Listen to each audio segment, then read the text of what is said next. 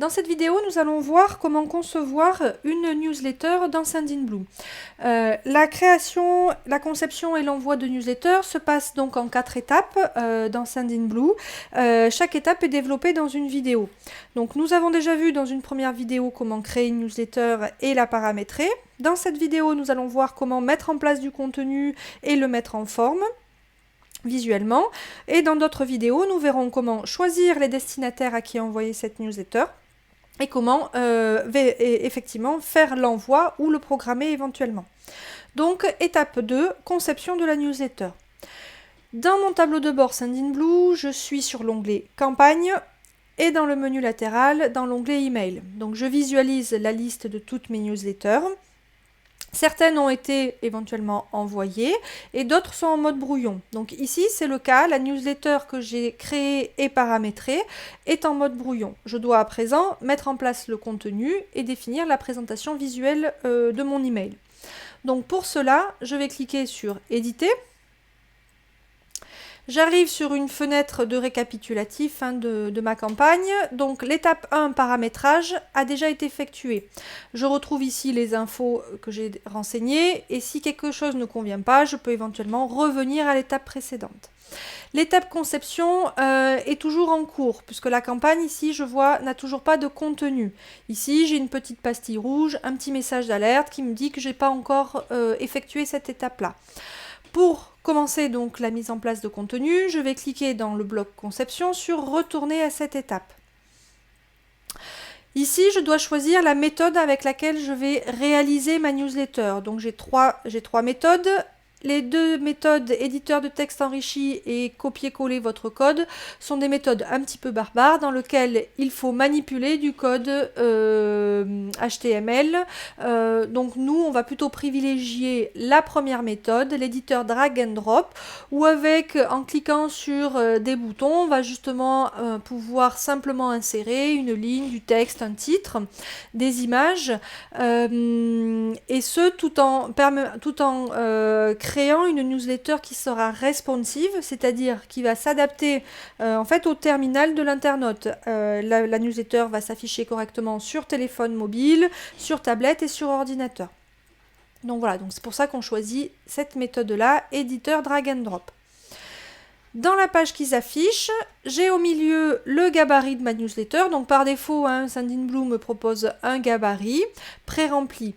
Sur le côté à gauche, j'ai des éléments de contenu et de mise en forme que je vais pouvoir ajouter dans mon gabarit. Donc je vais pouvoir ajouter un titre, une nouvelle ligne avec 2 colonnes, etc.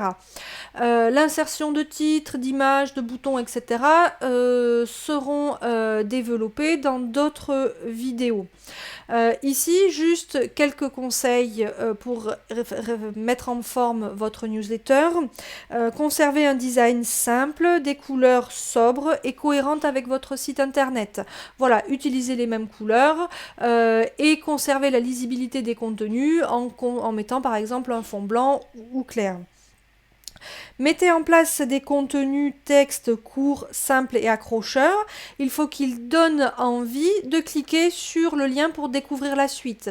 Et donc pour ce faire, terminez chacune de vos zones de texte par un bouton d'action qui va permettre à l'internaute de basculer sur le site internet ou les réseaux sociaux, votre compte Facebook ou votre compte Instagram.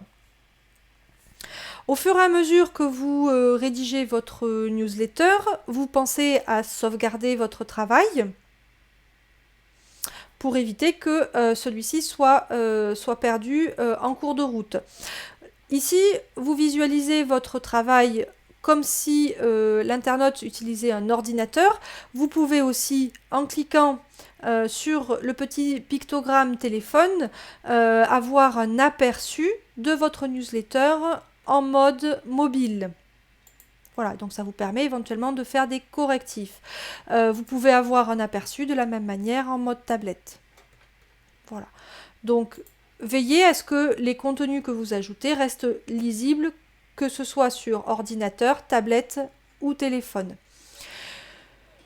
Une fois que vous avez fini votre newsletter, pensez aussi à faire un envoi test, c'est-à-dire simuler l'envoi de la newsletter sur une messagerie pour voir ce que ça donne véritablement dans votre Gmail, dans votre Outlook, etc. Donc pour faire un envoi test, on clique sur le bouton. Une fenêtre normalement va s'ouvrir. Vous devez donc renseigner votre adresse mail. Éventuellement, parfois, celle-ci peut vous être suggérée. Donc ici, je veux faire un envoi test vers mon adresse email. Et je clique sur envoyer. Donc je vais recevoir donc sur ma messagerie l'email que j'ai préparé et je peux donc vérifier si ça s'affiche correctement, si les liens que j'ai configurés fonctionnent correctement, etc. Donc je fais ma newsletter, j'enregistre et je fais régulièrement des envois tests pour derrière éventuellement corriger. Une fois que tout est prêt, c'est seulement là où je peux donc du coup enregistrer une dernière fois et je quitte.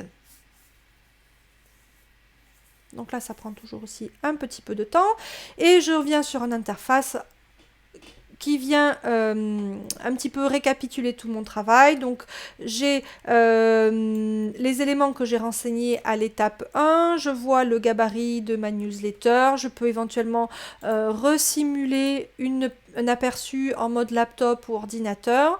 Je peux éventuellement refaire un envoi test. Voilà. Donc ici, j'ai fait le gros de l'étape 2.